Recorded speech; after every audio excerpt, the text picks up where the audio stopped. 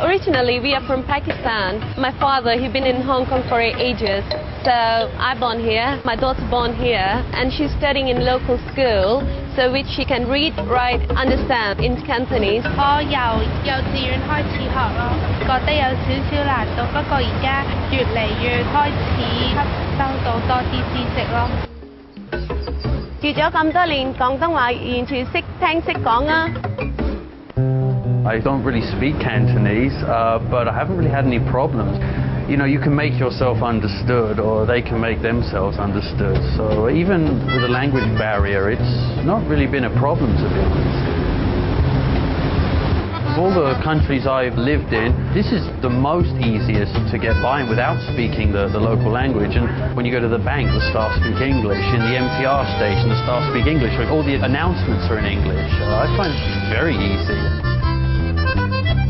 Cantonese, never needed to speak it.